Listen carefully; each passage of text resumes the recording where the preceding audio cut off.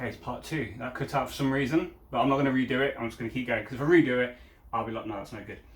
So yeah, the prey animals, they're like really skittish. They're always like chew the grass, and then they're always up with their ears and sniffing the air. You know, I call it the, did I leave the gas on? Look. And everything's trying to eat them. So that actually makes sense. They're always trying to, you know, sense danger at all times.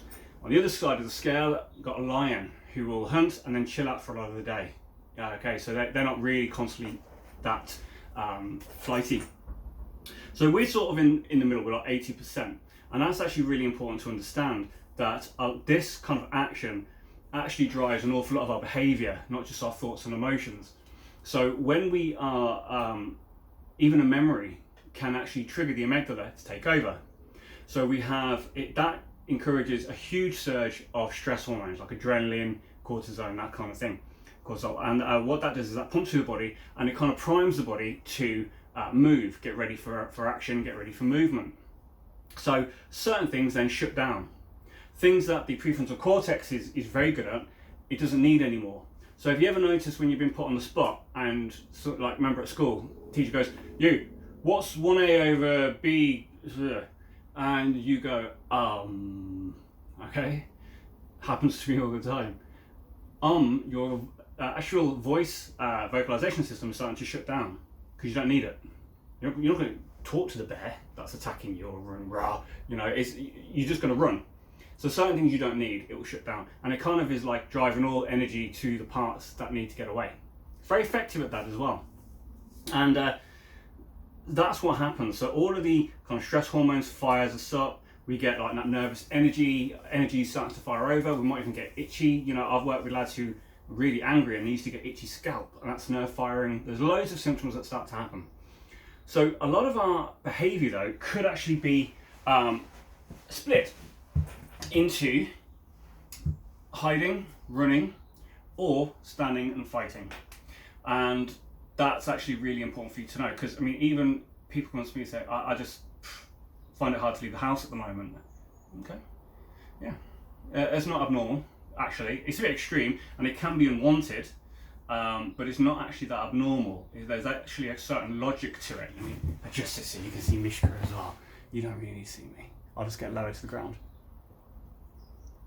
Oh, good girl. So, like I said, that's not really that abnormal. Secondary to that is when we start to get frustrated and we start to lash out. Sometimes we get, you know, and that's absolutely fine. Anger and fear is exactly the same. Biologically, it's the same. Okay, there you go. I need to work on my camera skills.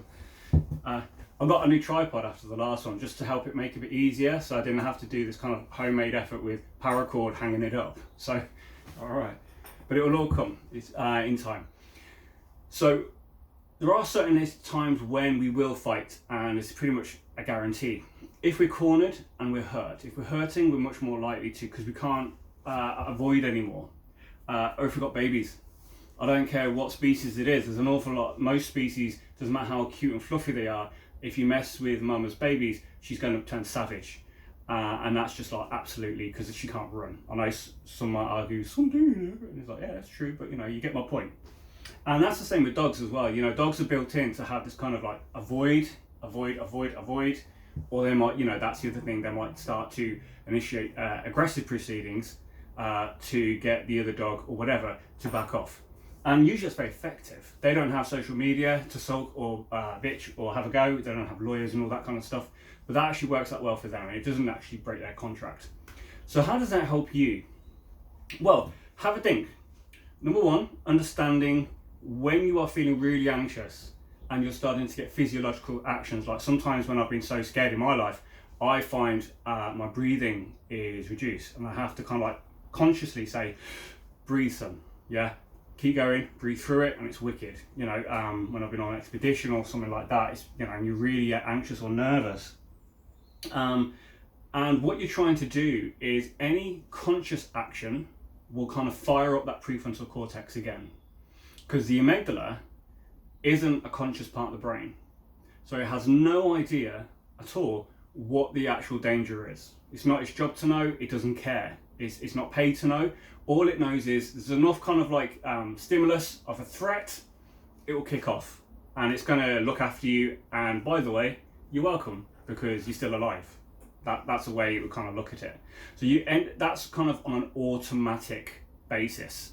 That left to its own devices, that's what we do. So you need to kind of like almost check in with yourself, if that makes sense.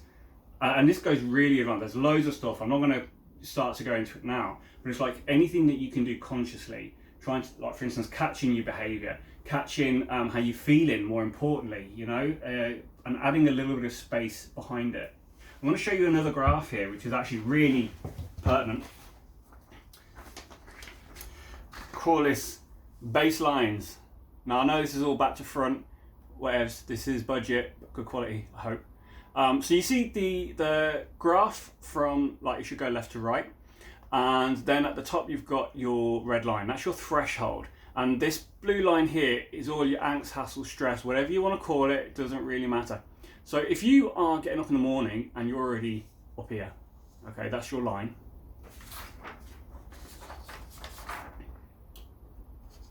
Look at how much room to maneuver you've got. You've got very little tolerance before you keep hitting your threshold. And that is when people kind of say, you know, normally I'm able to deal with this kind of stuff. And it's like, yeah, that's fine. That's absolutely, I absolutely believe you. And this is not a reflection on your inability to deal with stuff generally, but you are up there. Your baseline getting up in the morning is high.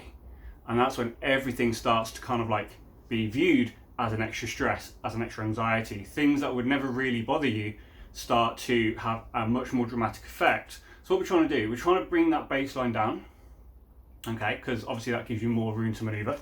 And also we're trying to slow that rate of going up. We develop patterns of behavior, we kind of like train ourselves, knee-jerk thinking, that kind of thing. And we can have a response and we automatically go, boom. So you think of someone, I don't know, someone you don't like, who, you know, all of a sudden just triggers you. And as soon as they say anything, you're like, you know, on arse.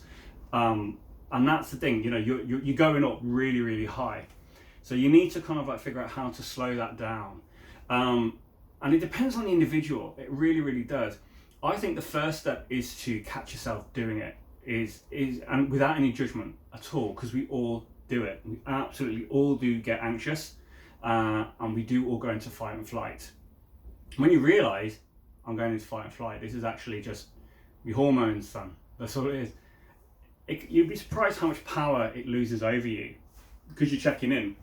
But any conscious behaviour that you put in, it could be walking the dog, patting the dog, could be doing a bit of breathing, it could be writing your feelings down, I don't know, it could be washing up, it could be listening to music.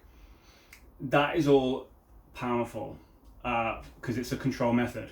When you feel so anxious and over time that you feel like everything's getting out of control a little bit, it's actually a really good thing to do, where you start to feel I'm kind of like putting one bit of control back in my life. Breathing exercises is very good. Not just forget relaxation, although that is good. Think of it as rebooting the brain. Yeah, you're kind of like consciously breathing. The sympathetic nervous system slows down, allowing the parasympathetic nervous system to take over, which is kind of turning the gas down on the oven, and it allows you time to actually think, get a breather, distraction, and you actually start to sometimes think balanced.